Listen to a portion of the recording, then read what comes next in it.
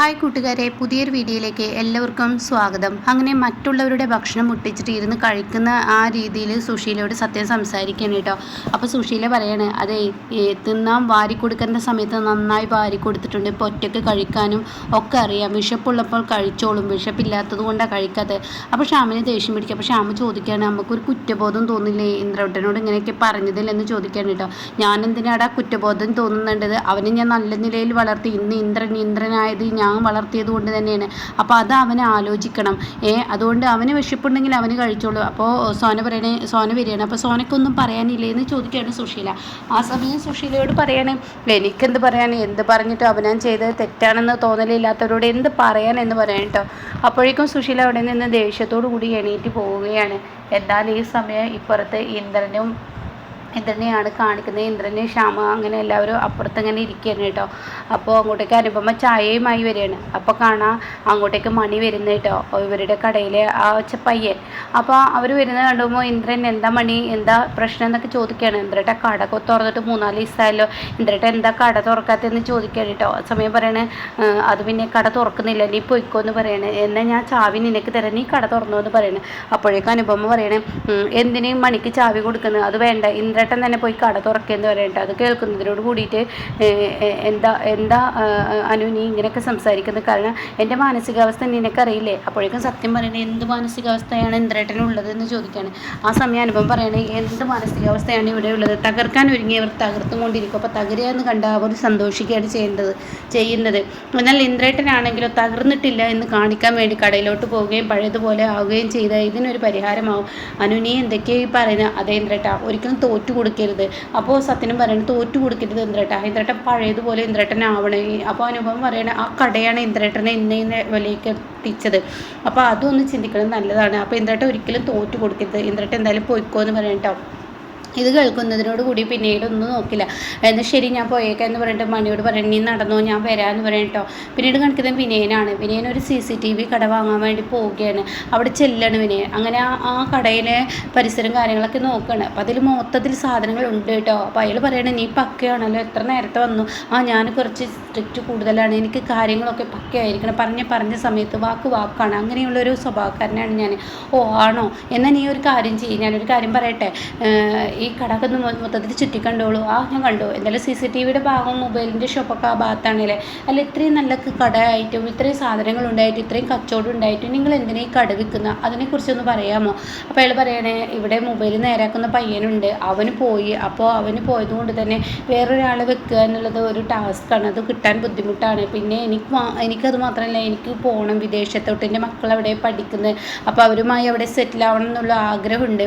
അപ്പോൾ അതിനുള്ള പരിപാടികളൊക്കെ നടത്തുന്നുണ്ട്. അപ്പോൾ ഒത്തു വന്ന കട കൊടുക്കണം, അത്രയാണ് ഞാൻ ചിന്തിച്ചത്. ഓ അങ്ങനെയൊക്കെയാണല്ലേ, എന്നാൽ ഈ കടയുടെ വില കാര്യങ്ങൾ അതിലോട്ട് നമുക്ക് പോകാമെന്ന് പറയട്ടോ. അപ്പോഴേക്കും അയാൾ പറയണേ, ഞാൻ വിനയൻ്റെ പോലെ തന്നെയാണ്, എല്ലാത്തിനും ഒരു പക്കയാണ്, അങ്ങ് മാർജിൻ കൂട്ടി പറഞ്ഞിട്ട് പിന്നീട് അത് കുറക്കുന്നൊരു സ്വഭാവമൊന്നും എൻ്റെ ഇല്ല, എനിക്ക് കിട്ടേണ്ട പൈസ ഞാൻ നിന്നോട് പറയുന്നു.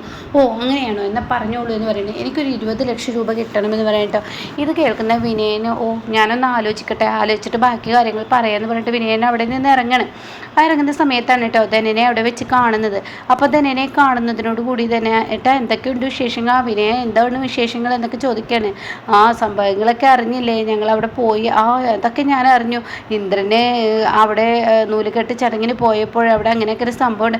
ആണോ, എന്തൊക്കെയായി പറയുന്നത്? അതെ, ഇന്ദ്രൻ സുശീലാൻ്റിയുടെ മകനല്ലാന്ന് സുശീലാൻ്റി തന്നെ വിളിച്ചു പറഞ്ഞു, അങ്ങനെയൊക്കെയുള്ള ഒരു സംഭവം ഉണ്ടായി, ഞാൻ കട നോക്കാൻ വന്ന. ഓ നല്ല കാര്യം വിനയ, നിനക്ക് ഈ കട നോക്കുന്നത് നല്ലതൊക്കെ തന്നെ എന്ന് പറഞ്ഞിട്ട് അവരും വലിയ വാക്കുകൾ പറയണം കേട്ടോ. അപ്പോൾ ധനനും പറഞ്ഞിട്ടുണ്ടെങ്കിൽ നമുക്ക് ചായ കുടിക്കാൻ തന്നെ അടുത്തൊന്ന് പോയാലോ?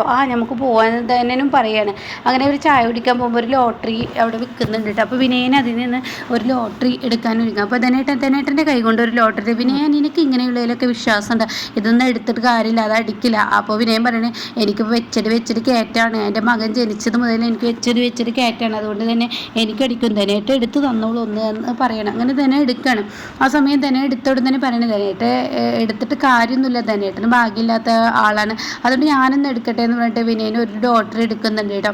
അങ്ങനെ വിനയൻ അത് എടുക്കുമ്പോൾ ഉടൻ തന്നെ അവിടെ ഒരു ജോത്സ്യന് ഒരാൾ വരികയാണ്. അയാളിങ്ങനെ നിന്ന് നോക്കുന്നുണ്ട്, നോക്കട്ടെ എന്ന് പറയാം. ഇത് നല്ല ഭാഗ്യമുള്ള നമ്പറാണ്, ഇത് അടിക്കുമെന്ന് പറയട്ടെ. അപ്പോഴേക്കും വിനയൻ പറയാണ്, കാര്യം പറഞ്ഞത് കേട്ടില്ലേ, എൻ്റെ മകൻ ജനിച്ചതിന് ശേഷം എനിക്ക് വെച്ചിട്ട് കയറ്റാണ്, ഇപ്പോൾ കണ്ടില്ലേ ആ നമ്പർ അടിക്കുന്നു എന്നൊക്കെ പറയാണ്. എന്തായാലും നമുക്ക് പോകാൻ, ചായ അടിക്ക് കഴിഞ്ഞില്ലേ, ഇനി അങ്ങോട്ടേക്ക് പോകാമെന്ന് പറഞ്ഞിട്ട് ഇന്ദ്രൻ്റെ അരികിലോട്ട് പോവാണ്. അങ്ങനെ ഇന്ദ്ര എന്തൊക്കെയുണ്ട് വിശേഷങ്ങൾ, കുഴപ്പമൊന്നുമില്ലല്ലോ എന്നൊക്കെ ചോദിക്കുക. ഇന്ദ്രൻ വരും ഇരിക്കും എന്ന് പറയട്ടെ. അപ്പോൾ തന്നെ പറയണേ കാര്യങ്ങളൊക്കെ അറിഞ്ഞപ്പോൾ തന്നെ നിങ്ങളെ കാണാൻ വന്നു എന്നുള്ള അർത്ഥത്തിൽ സംസാരിക്കുകയാണ്. അപ്പോൾ ഇന്ദ്രൻ പറയാണ്, ആ ഇരിക്ക്, മണി കസേര ഇട്ട് കൊടുക്കുക എന്നൊക്കെ പറഞ്ഞിട്ട് കസേര ഇടുകയാണ്. എന്നിട്ട് തന്നെയോട് ചോദിക്കുകയാണ്, അല്ല എന്നാലും ഈ സുശീലാൻ്റെ ഇങ്ങനെയൊക്കെയുള്ളത് ചെയ്തത് എന്തൊരു വിഡിത്തനാണ് ചെയ്തത്, അവർ പറഞ്ഞത് സത്യമുണ്ടോ എന്ന് അപ്പോഴേക്കും വിനയം ചോദിക്കുകയാണ്. അപ്പോൾ ഇന്ദ്രൻ പറയണ, അമ്മ പറഞ്ഞത് ശരി തന്നെയാണ്, ഞാൻ അവരുടെ മകനല്ല എന്ന് പറയും കേട്ടോ. ആ സമയം ധനം പറയണേ, എന്തോന്ന് സംസാരമാണ് അവർ ചെയ്തത്, ഇത്രയും കാലവും ഇങ്ങനെ കൊണ്ടു നടന്നിട്ട് പഠിക്കെത്തി കടല ഉടക്കുന്ന ഇവരുടെ ഈ സ്വഭാവം അതത്ര നല്ല ശരിയല്ല, എന്തോന്ന് സ്ത്രീയാണ്, ഇങ്ങനെയൊക്കെ ഒരു മകനോട് ചെയ്യാൻ പാടുമോ, എന്നല്ലെങ്കിൽ ഇന്ദ്രൻ്റെ ആ ഒരു ചെലവിലല്ലേ ഇവർ ഇത്രയും കാലം വളർന്നതും ജീവിച്ചതൊക്കെ. അപ്പോൾ ഇന്ദ്രൻ, നീ നിൻ്റെ അമ്മയെ അവിടെ നിന്ന് അടിച്ചു പുറത്താക്കിയെന്ന് ചോദിക്കുകയാണ്. അത് കേൾക്കുന്നതിനോട് കൂടി താൻ എന്താണോ പറയുന്നത്, അവരെൻ്റെ അമ്മയാണ്, അമ്മ തന്നെയാണ് എന്ന് പറയട്ടോ. അത് കേൾക്കുന്നതിനോട് കൂടിയിട്ട് ധനനങ്ങ് ദേഷ്യം പിടിക്കണേ. തൻ്റെ അമ്മയല്ലെന്ന് അവർ വിളിച്ച് പറയുമ്പോൾ എങ്ങനെ ഇന്ദ്രൻ തൻ്റെ അമ്മയാവുന്നത്, എന്താ ഇന്ദ്രൻ എനിക്ക് ഇത്ര ബുദ്ധിയോ വിവരവും ഇല്ലാത്ത, അവരെൻ്റെ അമ്മയില്ല, അത് നീ മനസ്സിലാക്കിയെന്ന് പറയട്ടോ. അപ്പോഴേക്കും വിനയം പറയണ്ട, നീ ആരുടെ അതൊക്കെ സംസാരിക്കാൻ എന്ന് പറഞ്ഞിട്ട് വിനയൻ്റെ നേർക്ക് ചൂടാവുകയാണ് ഇന്ദ്രൻ. അപ്പോൾ ധനൻ പറയാണ്, എന്താണ് ഈ രീതിയിൽ ഇന്ദ്ര നീ സംസാരിക്കുന്ന, ആശ്വസിപ്പിക്കാൻ വന്ന എന്നെ ആട്ടി വിടുന്നോ, ഞാനുള്ളതല്ലേ പറഞ്ഞത്, ആ സ്ത്രീ എന്ത് കാട്ടലാണ് കാട്ടിയത്, ആ സ്ത്രീ അവിടെ അടിച്ച് പുറത്താക്കുക, അതാ ചെയ്യുന്നത്, നീ സംസാരിച്ച നിന്നെ ഞാൻ വെറുതെ വിടില്ല എന്നൊക്കെ പറഞ്ഞിട്ട് ധനനെ അടിക്കാൻ ഒരുങ്ങാണ്. മണി നീ ഇവനെ അടിച്ച് പുറത്താക്കുക, അല്ലെങ്കിൽ ഞാൻ എൻ്റെ സ്വഭാവം എടുക്കുമെന്ന് പറയണേ. അപ്പോൾ അതിനു മുന്നേ തന്നെ പറയുന്നുണ്ട്, ആ കുടുംബത്തിലെ ഏറ്റവും നല്ലൊരു മനുഷ്യൻ വിനയനാണ്, അനന്തമാഷിൻ്റെ മരുമക്കളിൽ ബാക്കിയുള്ളവർ രണ്ടും ഗുണ്ടയാണ്, ഇന്ദ്രനും ഗുണ്ടയാണ്, രഘുവും ഗുണ്ടയാണ്, രണ്ടും ഗുണ്ടയുടെ മോഡലാണ്, അവരുടെ സ്വഭാവം അങ്ങനെയാണ്, വിനയനോട് സംസാരിക്കുമ്പോൾ എനിക്കിഷ്ടം, ഇങ്ങനെയുള്ള കാര്യങ്ങൾ എനിക്ക് സംസാരിക്കുന്നത് ഇഷ്ടമല്ല, കേൾക്കുന്നത് ഇഷ്ടമല്ല, പക്ഷേ വിനയൻ എന്തെങ്കിലും പറഞ്ഞാൽ അത് കേൾക്കുന്നത് എനിക്ക് ഇഷ്ടമാണെന്നൊക്കെ പറഞ്ഞിട്ട് വിനയനെ അങ്ങനെ പുകഴ്ത്തുന്നുണ്ട് കേട്ടോ. അങ്ങനെ വിനയന് വിചാരിച്ചത് തന്നെ നടന്നിരിക്കുകയാണ്. അങ്ങനെ ഇന്ദ്രനെ മനസ്സിലാക്കിയിരിക്കുകയാണ്. അങ്ങനെ ധനൻ അവിടെ നിന്ന് ഇറങ്ങുകയാണ്. അപ്പോഴേക്കും ധനേട്ട നിങ്ങളങ്ങോട്ട് പോയിക്കോളൂ എന്ന് പറയുകയാണ്. പിന്നീടാണെങ്കിലും ഇന്ദ്ര എന്തൊരു കഷ്ടമാണ്, ഇനി എനിക്ക് എവിടുന്നാണ് അങ്ങനത്തെ ഓരോന്നിനെ കിട്ടുന്നതെന്ന് ചോദിക്കണം. അപ്പോഴേക്കും വിനയം പറയണേ, എന്ത് ചെയ്യാനാണ് ഇന്ദ്രേട്ട, അയാൾ ഇങ്ങനെയൊക്കെ ചോദിക്കുന്ന അറിഞ്ഞില്ല, ഞാൻ ആ കടയെക്കുറിച്ച് സംസാരിക്കാൻ വന്നതായിരുന്നു, ഞാനൊരു കട എടുക്കാൻ ഉദ്ദേശിച്ചിട്ടുണ്ട്, ആ സൈഡിലാണ് ഒരു കട, അപ്പോൾ ഈ CCTVയുടെ കടയാണ്. അപ്പോൾ ഉടൻ തന്നെ ഇന്ദ്രൻ പറയണേ, എനിക്കതിനെക്കുറിച്ചൊന്നും അറിയില്ല, പക്ഷേ ആ കടയുടെ മുതലാളി ഒരു പ്രത്യേക ക്യാരക്ടറാണെന്നുള്ളത് എനിക്കറിയാം, അത്രേ അറിയത്തുള്ളൂ, എന്നാൽ എന്നിട്ട് അതിനെക്കുറിച്ച് ഡീറ്റെയിലായി അന്വേഷിച്ചൊക്കെ വിവരം പറയുന്നൊക്കെ ചോദിക്കുന്നുണ്ട്. അപ്പോൾ ആയിക്കോട്ടെ എന്ന് പറയണേ. എന്തായാലും ഞാൻ വന്നത് അവരുടെ കൂടെ, ഞാൻ പോട്ടെ എന്നൊക്കെ പറഞ്ഞിട്ട് വിനയന് കാര്യം നടന്നിരിക്കുന്നു. അങ്ങനെ വിനയം പോവുകയാണ് കേട്ടോ. മനസ്സും വേദനിപ്പിച്ചു എന്ന കടയെക്കുറിച്ച് അതും അറിയാനും തനിക്ക് കഴിഞ്ഞല്ലോ. പിന്നീട് കാണിക്കുന്ന രഘുവിനെയാണ്. രഘു പഞ്ചരത്നത്തിലെത്തിയിരിക്കുകയാണ്. അങ്ങനെ പഞ്ചരത്നത്തിലെത്തിയിട്ട് രഘു ഇങ്ങനെ ഡോറ് തുറക്കുന്ന സമയത്ത് അമ്പിളി ആരെന്നറിയാൻ മുറത്തോട്ട് വരുമ്പോൾ രഘുവാന്ന് മനസ്സിലാവുകയാണ് കേട്ടോ. അപ്പോൾ രഘുവാന്ന് കാണുന്നതിനോട് കൂടി അമ്പിളിയുടെ മുഖം മാറുകയാണ്. രഘു ആണെങ്കിലോ ചെറിയൊരു പേടിയോട് കൂടി മുറ്റത്ത് തന്നെ നിൽക്കുകയാണ്. അല്ലെ ദേഷ്യത്തോടു കൂടി രഘു അമ്പിളി അങ്ങ് പോയിട്ടോ. അപ്പോഴേക്കും ചിരിച്ചു ചോദിക്കുക, ആരാ വന്നിരിക്കുന്നത്, അവിടെ ആരോ വന്നിട്ടുണ്ട് എന്ന് പറയുന്നത്. ആരാ വന്നിരിക്കുന്നത്, അവിടെ വന്നിട്ടുണ്ട്, ആര്, വിനയേട്ടനാണോ, ആരാ വന്നിരിക്കുന്നത്, അല്ല ആരാ വന്നിരിക്കുന്നത്, പിന്നെ ഇങ്ങനെ ചോദിക്കുകയാണ്. അത് ലക്ഷ്മോളുടെ അച്ഛനാണ് വന്നിരിക്കുന്നത് പറയണേ. എന്നിട്ട് എന്താ അമ്പിളി ചേച്ചി ഇവിടെ നിൽക്കുന്ന, രഘുവേട്ടനോട് ഇങ്ങോട്ട് കയറി വരാമെന്ന് പറയാന്ന് പറയണേ. ആ സമയം അമ്പിളി ഒന്നും മിണ്ടില്ല കേട്ടോ. എനിക്ക് പറ്റത്തില്ല എന്ന് പറഞ്ഞിട്ട് അമ്പിളി പിന്നീട് അങ്ങ് പോവുകയാണ്. പിന്നീട് ചീരു അങ്ങോട്ടേക്ക് പോകുന്ന രംഗമാണ്. പക്ഷേ ഇത് കണ്ട് രഘുവിന് ഭയങ്കര സങ്കടമാവുകയാണ് കേട്ടോ. അപ്പോൾ ഇങ്ങനെയൊക്കെയുള്ള ഒരു എപ്പിസോഡാണ് ഇപ്പോൾ ലാസ്റ്റ് വന്നിരിക്കുന്നത് കേട്ടോ.